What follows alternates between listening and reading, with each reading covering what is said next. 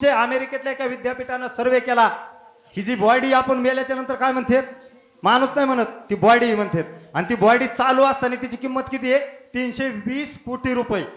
आता जर एखाद्या अमेरिकेने सर्व केला, जर तुम्हाला पार्ट विकत घ्यायची, डोळा नाक विकत घ्यायचं, दात विकत घ्यायचं, सोन्याचं नाही बरं का ओरिजिनल, तर 320 कोटी रुपये आपली किंमत आहे महाराज. आणि ह्या शरीराला आपण काय देतो, 10 लाखाची गाडी घेतली तर 3 महिन्याला 10,000 किलोमीटर झालं सर्व्हिसिंग करता. हा 10,000 रुपये तिथं 15,000 रुपये सर्व्हिसिंगला घालता. पण आम्ही चेक केलं नाही आमच्या आरोग्यात काय कमी आहे, आम्ही चांगलं खात नाहीत. आम्ही ज्या मुलांसाठी आयुष्य वेचतोत महाराज, ते मुलं, ज्या पोरीचं लग्न झालंय तिचा ती जावायला, ज्या पोराचं लग्न झालंय ते पोरग जातं सुनाला, आणि म्हातारपणाला आम्ही राहतो. जाऊ आमचे गुडघे दुखत आहेत, मानका दुखतो, मान दुखत, दवाखान्यात न्यायला पोरगा येत नाही, नातू बोलत नाही, पोरगा गेला नोकरी लागली, सून गेली त्याच्या मागं, जावई नोकरदार भेटला, पोरगी गेली त्याच्या मागं. आणि जेव्हा आपले वाईट वेळ येते महाराज, त्यावेळेस आपल्याला दवाखान्यात न्यायला सुद्धा कोण नाही. जर माल असन तर ताले, नाही तर दुनियाभरचे हाले. म्हणून खऱ्या अर्थानं शरीराला जपा बाबा. काही झालं एक काम कमी करा, एकदा दारे कमी धरा, पण शरीराला जपा. ज्याच्याकडे निरोगी शरीर आहे तो आयुष्यात सगळ्यात श्रीमंत आहे. नाही तर तुम्हाला पोराने 80,000ची गादी घेऊन दिली, पण तुमचा मानका झोपून द्याय ना, तो रातभर वालता पालता होतोय, आहे लय ठणकत आहे ना. अरे तो ठणकत ऐकायला माणूसच नाही महाराज. एक काळ असा होता की तुम्हाला घरं नव्हते, पण जर पाऊस आला तर 25 माणसं जागे होते घरात. कोण म्हणतं तू परात धर रे, ते म्हणतो तू घाम्याला धर रे, हा जग तरी लाव रे, माग्या तरी लाव रे, तू चटई तिकडं वड रे, गोधाडं भिजलं रे, हा तुझ्या डोक्यापाशी गाळायला लागलं का, खाली सरकून सग माझ्याकडे जागा आहे, माझ्या गोधडीत काय आहे ना. हे आपलेपणा होता. आसल्यापचे प्रचंड बंगले झाले महाराज, पण झोपायला माणूस नाही. हा तो एक हिरो माहिती का तुम्हाला, त्याचा मध्ये रच्ची चोर शिरला, अरे त्याला चाकूने हाणलं, त्याच्या बायकोला माहित नाही, त्याच्या पोराला माहित नाही. अरे हे बंगले काय कामाचे, म्हणजे गडी घरात येऊन बडीला, पर चाकूने अर्धा फाडीला, तरी त्याच्या लेकरा बाळाला माहित नाही, बायकोला माहित नाही. का, यांच्याकडे प्रचंड पैसा, जे ते ज्याच्या त्याच्या बेडरूम मध्ये, ज्याच्या त्याच्या फ्लॅटला, ज्याच्या त्याच्या रूम मध्ये. अशी परिस्थिती राहिली तर बाहेरून येऊन घरात माणसं मारले तरी माणसाला ऐकू येत नाही. म्हणजे घरं तयार झाले, पण माणूस पण हरवत चाललेले महाराज. मग तो विवाह संपन्न कंस त्या ठिकाणी देवकी मातेला मारायला धावलेला आहे. आणि वसुदेवानं त्या कंसाचा हात धरलेला आहे. का, अरे कंस राजा, तू एवढा बल्लाढ्य शक्तिशाली, एका महिलेची हत्या करणं तुझ्या कर्तृत्वाला शोभत नाही, एका बहिणीची हत्या करणं तुला शोभत नाही. आणि जर तू हे तुझ्या हातून जर हे पाप घडलं तर हे तुला न शोभणार आहे. तू कर्तृत्ववान राजा आहे, तू मोठा राजा आहे, धुरंधर राजा आहे, युद्ध करणारा राजा आहे, सर्व संपन्न राजा आहे, तुला हे शोभत नाही. पण तुला मी एक सांगतो की जर तुला असं वाटत असेल की आमच्या पोटी येणारा 8वा पुत्र जर तुझा वैरी आहे, तर आम्हाला तू काय कर, एखाद्या बंदिस्त खाण्यात ठेव. देईना मी देवा बंदे खाना देवा बंदे खाना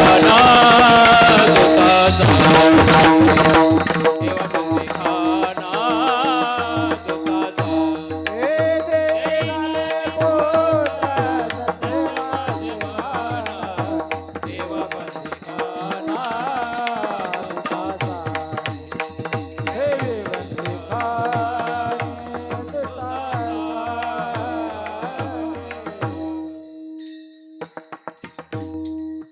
गोष्ट कंसाला पटलेली आहे. आणि मग त्याने निर्णय घेतला, एकदम मजबूत चिरेबंद असणारा कैदखाना त्या काळाचा, आणि त्याला रक्षपाळ त्या ठिकाणी ठेवलेले आहेत. आणि यांचं वैवाहिक जीवन सुखाचं व्हायचं, ते सुखाचे स्वप्न रंगवत असतानाच त्या आकाशवाणी झाल्यामुळे त्यांना अंधाऱ्या कोठडीत जावं लागलेलं आहे महाराज. आता बघा, नवीन लग्न झालं की आपला नवरदेव जसा तगाद्याला खर्च केला, 20,000 कमीतो आणि 25 लाख खर्च करतो, आणि वैवाहिक जीवन सुखाचं जगायचं, विमानात बसून हनीमूनला जायचं, ते राहतं बाजूला, लगे डीजेवाल्याचा फोन, मंगल कार्यालयाचा फोन, किराण्यावाल्याचा फोन, बँडवाल्याचा फोन, हे चालू होते. तसं यांना उठलं की वैवाहिक जीवन सुरू व्हायच्या आधी अंधाऱ्या कोठीत दिवसामागून दिवस जायला लागले महाराज.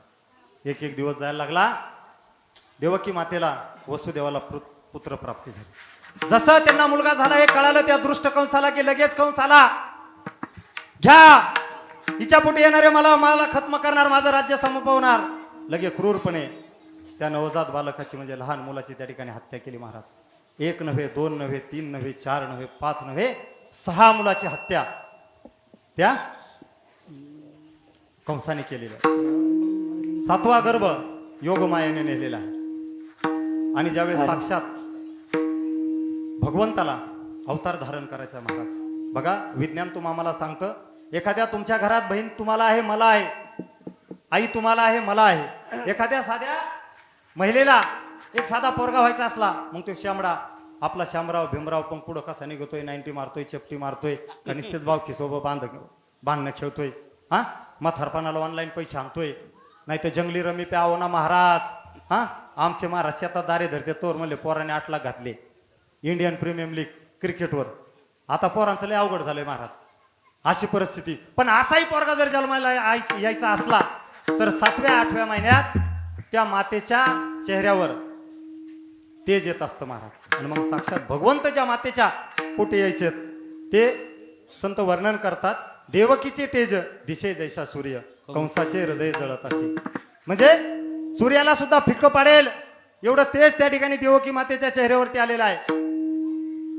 साक्षात भगवंत त्या ठिकाणी अवतार घेणार आहेत, साक्षात भगवंत त्या ठिकाणी जन्माला येणार आहेत. मग त्या देवकी मातेचं तेज कसं दिसत असेल महाराज. अशामध्ये दिवसामागून दिवस जात असताना श्रावण महिन्यामध्ये अष्टमी तिथीला रात्रीच्या 12च्या सुमारास त्या ठिकाणी प्रचंड वरुण राजा बरसत आहे. रिमझिम रिमझिम रिमझिम पाऊस सुरू आहे. रक्षपाळाने रक्षित असलेला वाडा श्रावण महिन्याचे दिवस रात्रीचे 12 अष्टमी तिथीला त्या ठिकाणी साक्षात भगवंताचा जन्म झालेला आहे. गोपाल कृष्ण भगवान की जय. गोपाल कृष्ण भगवान की साक्षात भगवंताचा जन्म झाला महाराज. भगवंताचा जन्म झाला त्याचबरोबर देवकी मातेसमोर 8 वर्षाची मूर्ती त्या ठिकाणी भगवंताची तयार झालेली आहे. देवकी माता त्या ठिकाणी घाबरलेली आहे, चिंतेत आहे की बाबा आजपर्यंतचे बालक एवढे आहेत, परंतु साक्षात भगवान त्या ठिकाणी 8 वर्षाचे आपल्या समोर प्रगट झालेले आहेत. माते घाबरू नको, माते घाबरू नको, तू ज्याची चिंता करते त्याचाच वध करण्यासाठी मी त्याचा बाप जन्माला आलेलो आहे. मग याच्यावर काय करायला पाहिजे म्हणजे मला काय कर तू, नंदाच्या घराला मज नेही, नंदाच्या घराला मजने ही गोकुळा, मजने ही गोकुळा, मजने ही गोकुळा. नंदाच्या घराला, नंदाच्या घराला भजने गोकुळा, भजने गोकुळा, आ भजने गोकुळा. माया उपजली ते हेवी मजा नेते. माया उपजली तेथे, हेवी मजा येते. माया उपजली ते हेवी मजा नेते. माया उपजली तेथे, हेवी मजा येते. आनंदाच्या गलाला, आनंदाच्या गलाला, मजने गोकुळा, मजने गोकुळा, मजने गोकुळा. नंदाच्या घराला, नंदाच्या घराला भजने गोकुळा, भजने गोकुळा,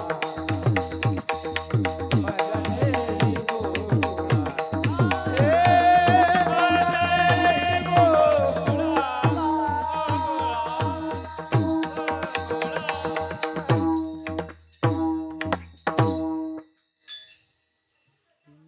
वसुदेवानं त्या ठिकाणी भगवंताला 8 वर्षाची मूर्ती असणारे एका टोपलीमध्ये घेतलेला आहे.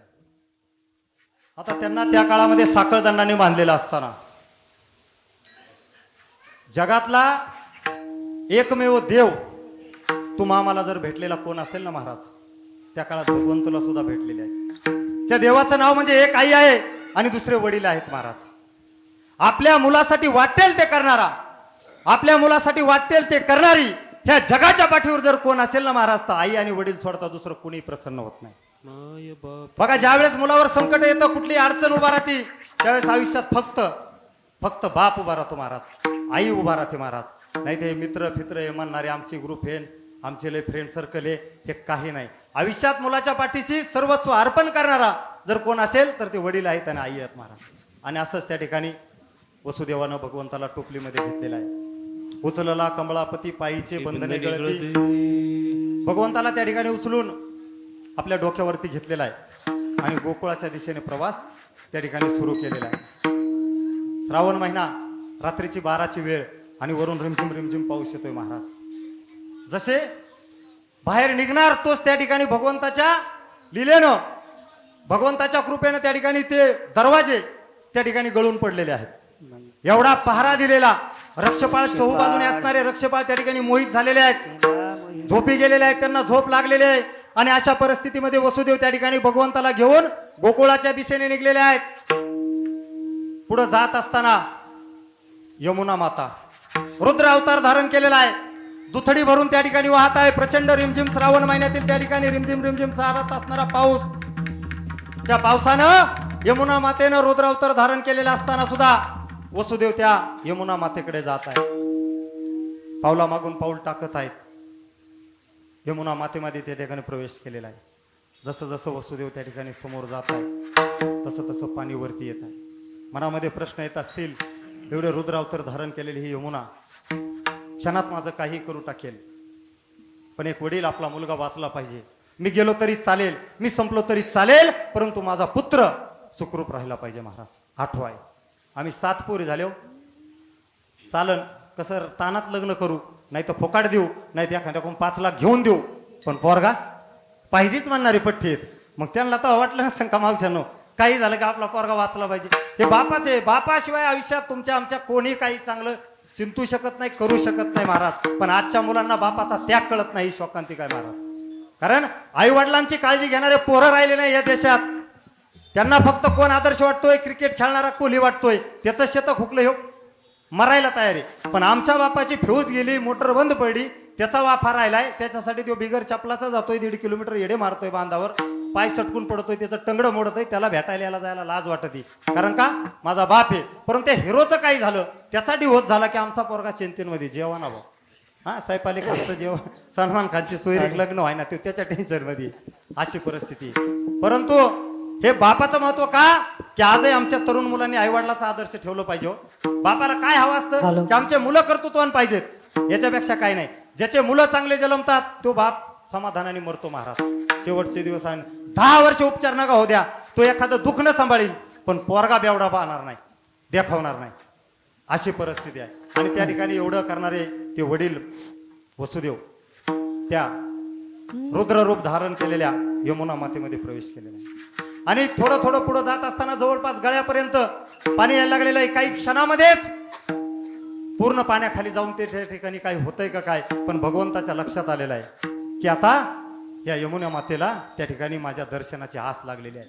आणि हे कशासाठी, की भगवंताचं काही झालं तरी दर्शन घेतलं पाहिजे. मग त्याने लाविला अंगुष्ठ, थोरा चढाला चाट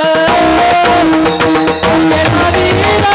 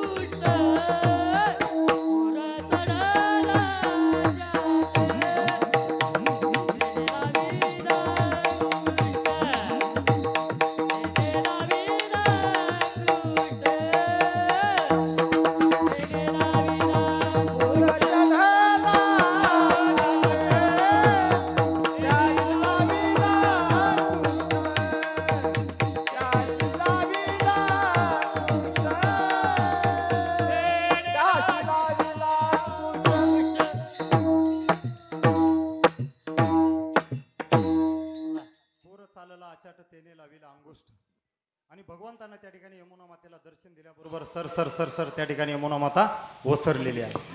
आणि त्या ठिकाणी भगवंताला वसुदेव घेऊन त्या ठिकाणी गोकुळामध्ये गेलेले आहेत. गोकुळामध्ये नंदबाबाच्या घरामध्ये त्या ठिकाणी माया नावाची मुलगी जन्मलेली आहे महाराज. तिथं जाऊन त्या ठिकाणी भगवंताला ठेवलेलं आहे. त्या माया नावाच्या मुलीला त्या ठिकाणी स्वतःकडे घेतलेला आहे आणि परतीचा प्रवास सुरू केलेला आहे. जवळपास पहाटच्या सुमारास त्या ठिकाणी वसुदेव त्या ठिकाणी परत त्या कैदखान्यामध्ये येत आहेत. तो पाहतायत तर काय माया माया सोपी का? आता ह्या आपल्या माया आहेत का? गप्प बसतात का? चालू कीर्तन आहे पण आपापसात बार चर्चा चालूच आहे. मग ती माया गप्प बसन का? त्या मायाचाच अवतार ह्या माया आहेत महाराज. काय माया कुठं बदलली का? नाही. आणि मग लागली माया वरडायला. लगेच जागे झाले रक्षपाळ. ए आठवा आठवा आठवा आठवा आठवा आठवा. लगेच कंसाकड निरोप. कंस कुठे तो? आठवा कुठे तो? देवकी माता म्हणते अरे कंस दादा, अरे कंस दादा, तुझा शत्रू नाही रे. ही मुलगी आहे. मुलगी ही मुलगी आहे. माया ही मुलगी ही तुझा अंत करणार नाही. पण तो कंस आकाशवाणीला घाबरलेला.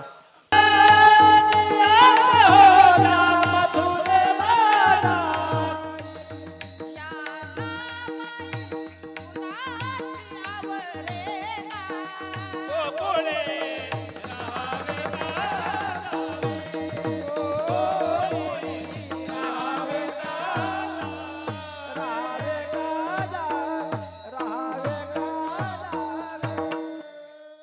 आणि मग सगळे यशोदेकडे तक्रार घेऊन गेल्यात गवळणी. आणि मग कृष्णाला घरातून बोलिलंय. हा अरे कृष्णा, तो यांच्या चोऱ्या केल्या का? तो म्हणतो नाही गाई, मी तुझ्या इथंच नव्हतो का? आता तू व्हॉट्सअप पाहत होती तेव्हा मी तुझ्या मागच होतो ना. हा आता हांड्याने तुला पाणी नाही दिलं गालाच भरून. मग आता हे कृष्ण मग ते तक्रार हे म्हणलं नाही यशोदे तो कार्टावर हे आम्हाला त्रास देतंय. आमच्या घरातलं लोणी खातंय, मटके फोडतंय, मुंगसा सोडतंय, आमच्या गाया सोडतंय, आम्हाला रच्ची गाया सोडल्या, आम्हाला धरायला त्रास होतोय. सगळ्या तक्रारी यशोदेकडे आलेल्या आहेत. मग आता आपली आई किती बेकार असते माहिती का? जर सापाडा रागाच्या पट्ट्यात तर मग त्याला बडिल्याशिवाय सोडित नाही. ते यशोदेच्या लक्षात आलं की आपलं पोरग काहीतरी खोड करायला लागले. तोवर त्यातली एक गवळण म्हणते कृष्णा आवरी आवरी आपुला काना नाशिलेल्या आमुच्या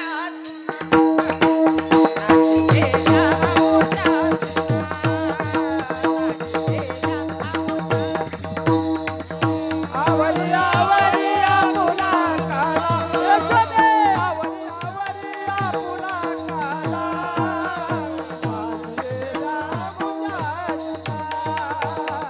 नाशिलेल्या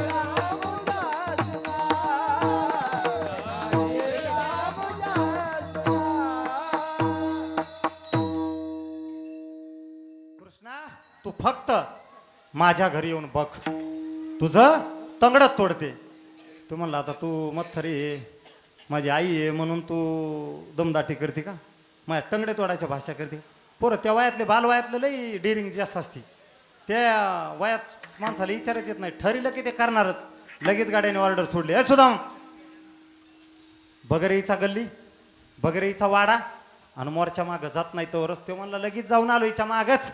हिच्या मागच लक्ष ठेवून ज्या वाड्यात जाती त्या वाड्याचा लगेच पत्ता ॲड्रेस नंबर घेऊन आलो. तो हरतं गाड्याने मोरच्या घरी जात नाही, तो हरतं ती गवळण घरी जात नाही, तो हरतं फिल्डिंग लावून तयार आहे गडी. संध्याकाळचा टायमिंग झाला की गेलेच. त्या गवळणीच्या घरी गेले की लगेच खाऊन पिऊन सगळं झालं. तुम्ही सुखरूप घरी जा, आपल्या आपल्या आड्यावर जा, ठेप्यावर जा, मी येतो मागून. लगेच गाड्याने गवळ्याची आणि गवळणीची जोड लावून दिली की थेट गडी टाईम करून घरला सुखरूप जैसे ते वैसे. जे खाटावर झोपला होता त्या खाटावरच रगफी घेऊन गडी जास्यात तसा जिथं चपला सोड्या तशाच झोपल्याला उभे हो. सकाळी गवळीनी उठायला लागले. अहो तुम्ही कमून वाढायला लागलात नाही केस?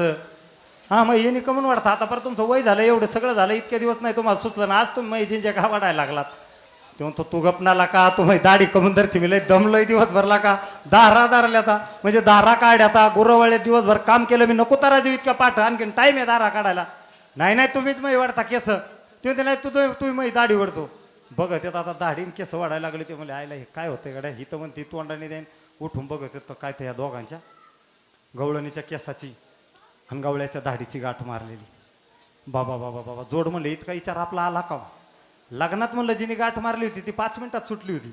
म्हणजे ही दाढीची केसाची गाठ सुटाना. म्हणजे आता काय करावं, प्रयत्न करायला लागले. तो अर्थ तांबडं फुटायला लागलं, तो उजाडायला लागलं होतं, गाठच सुटाना. आता काय करावं, दोघं लागले जाठायला. आले म्हणले गाठ सुटाना, काहीतरी डाव आहे गड्या म्हणले. आणि हे डाव कोणाचा असेल? कृष्णाचा असन तीच गाबडं लय चावट आहे म्हणले. त्यांनी केलेलं कुणाला सुटणार नाही म्हणले. लय पकाट पोरगा आहे तो. त्याने मी काल गेलते काठीच त्याचं टंगडं मोडून म्हणले होते. त्याने आता माझ्या झिंज्या बांधल्या. ते म्हणला मग तू गेलती तो उन्हा उद्योग केला मग मही दाढी का गुतीली.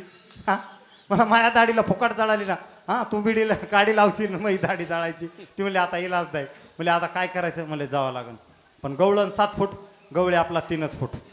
हां ह्या जोडीचं झालं ना सारं हेळकं. हां ह्या हेळक्याला चॅलेंजच नाही. ते म्हणले आता जावं लागेल सुटानाच गाठ. बरं आता दाढी गुतली महाराज दाढी धरलो माणसाला काय करता येतं का. आणि जिंजा धरलो अरे चांगलं म्हणजे आपण ये संघातले मार्का बैल सुद्धा आम्ही एका हिसक्याच धरतो.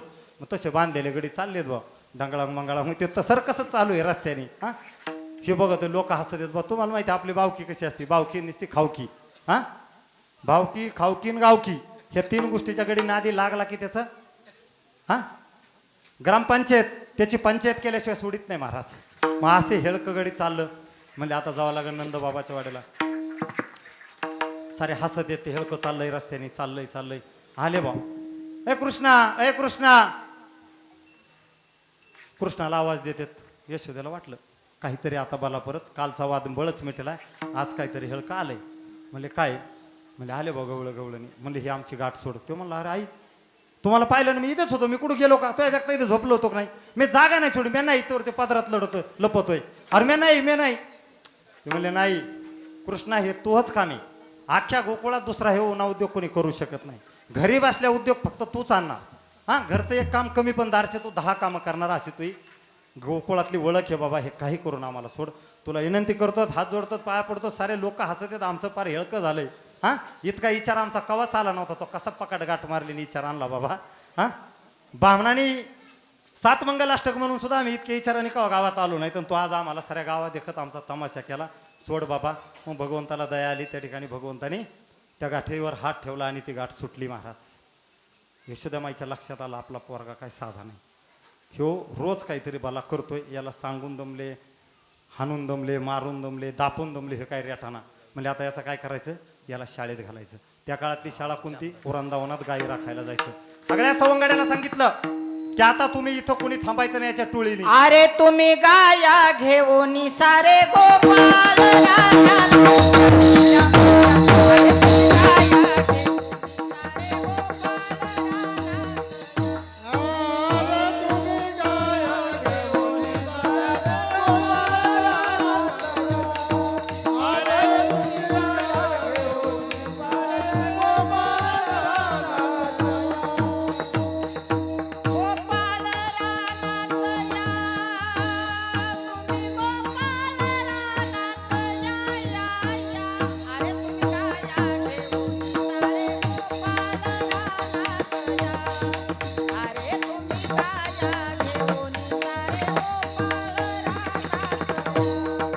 अरे तुम्ही गाया घेऊन सारे गोपाल